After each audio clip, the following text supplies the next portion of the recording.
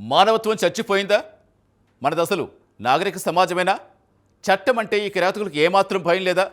సంగారెడ్డి జిల్లాలో జరిగిన ఒక అమానుష ఘటన ఇప్పుడు రాష్ట్ర వ్యాప్తంగా పెను సంచలనం సృష్టిస్తోంది. ఒక మహిళను, అది విధి నిర్వహణలో ఉన్న ఒక అంగన్వాడీ టీచర్ను చెట్టుకు కట్టేసి రాక్షసానందం పొందారు కొందరు దుర్మార్గులు. భర్త చేసిన తప్పుకు భార్యను బలిపశువులు చేస్తారా? చట్టాన్ని తమ చేతుల్లోకి తీసుకునే హక్కు వీరికి ఎవరిచ్చారు? ఈ దారు దృశ్యాలు చూస్తే ఒళ్ళు గగురుపాటుకు గురవాల్సిందే. సభ్య సమాజం తలదించుకోవలసిన ఆ భయంకరమైన క్రైమ్ ఏంటో ఇప్పుడు చూద్దాం.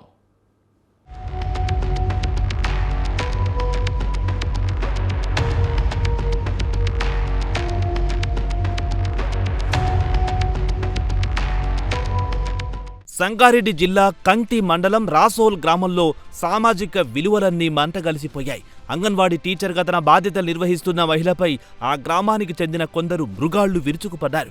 ఆమెను నడి రోడ్డుపై ఈడ్చుకొచ్చారు. నోటికొచ్చినట్టు మాట్లాడుతూ మానసిక వేధింపులకు గురిచేశారు. అంతటితో ఆగకుండా ఒక చెట్టుకు ఆమెను బలవంతంగా కట్టేసి ఆత్మగౌరవాన్ని దెబ్బతీశారు. చుట్టూ పిల్లలు, జనమున్నా ఎవ్వరూ అడ్డుకోలేదు. సరికదా, కొందరు ఆ దృశ్యాలను కెమెరాలో బంధిస్తూ వినోదం చూశారు. ఒక ప్రభుత్వ ఉద్యోగి అని కూడా చూడకుండా ఒక మహిళపై ఇంతటి ఘాతుకానికి పాల్పడడం ఇప్పుడు స్థానికంగా పెను కలకలం రేపుతోంది. ఆ నిమిషం అక్కడ చట్టం ప్రాణం పోయింది, నాగరికత సమాధి అయింది. కేవలం డబ్బు కోసం మనుషులు ఇంతలా పశువుల్లా మారిపోతారా అని చూసేవారంతా ముక్కున వేలేసుకుంటున్నారు. ఈ క్రైమ్ సీన్ చూస్తుంటే గ్రామంలో ఒక మహిళకు రక్షణ లేదనే చేదు నిజం అద్దం పడుతోంది.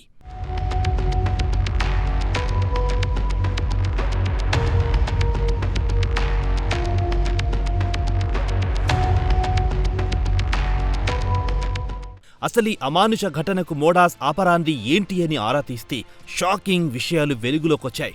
బాధితురాలి భర్త తమను మోసం చేశాడనేది నిందితుల ప్రధాన ఆరోపణ.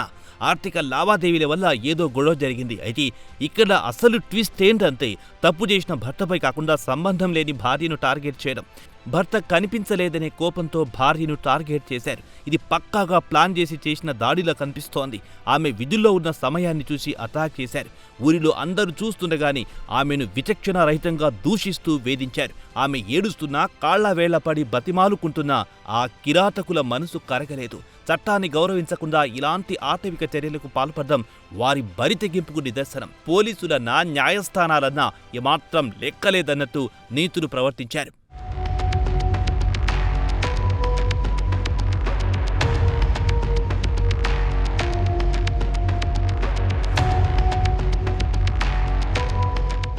ఈ ఘటన ఆలస్యంగా వెలుగులోకొచ్చినప్పటికీ ఈ ఘటన కాస్త పోలీసులకు చేరింది.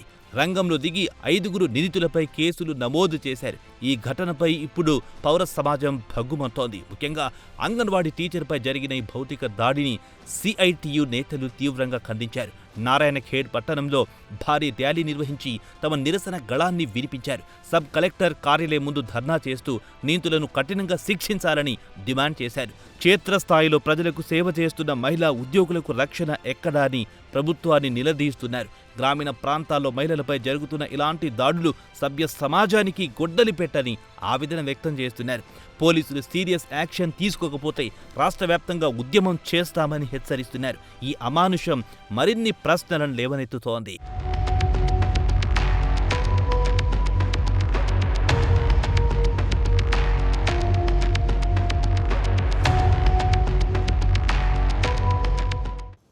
చూస్తారుగా, కేవలం డబ్బు కోసం మనిషి ఎంతలా దిగజారిపోతున్నాడు. భర్త చేసిన మోసానికి భార్యను శిక్షించడం ఏ విజ్ఞత అనిపించుకుంటుంది? న్యాయస్థానాలు, పోలీస్ స్టేషన్లోని దేనికి? ఎవరికి వారు చట్టాన్ని చేతుల్లోకి తీసుకుంటే ఇక ఈ సమాజానికి రక్షణ ఎక్కడిది? ఓ బాధ్యత గల టీచర్పై జరిగిన ఈ దాడి కేవలం ఒక మహిళపై జరిగిన దాడి మాత్రమే కాదు, మన నాగరికతపై జరిగిన దాడి. ఇలాంటి పశు ప్రవృత్తి ఉన్నవారిని సమాజం నుంచి వెలివేయాలి. కఠినమైన శిక్షలు పడితేనే ఇలాంటి మృగాలు తోక ముడుస్తాయి. ప్రతి మహిళా ఉద్యోగికి భద్రత కల్పించాల్సిన బాధ్యత ప్రభుత్వంపై ఉంది. ఇలాంటి ఘటనలు పునరావృతం కాకుండా చూడటమే మనం ఆమెకిచ్చే నిజమైన న్యాయం.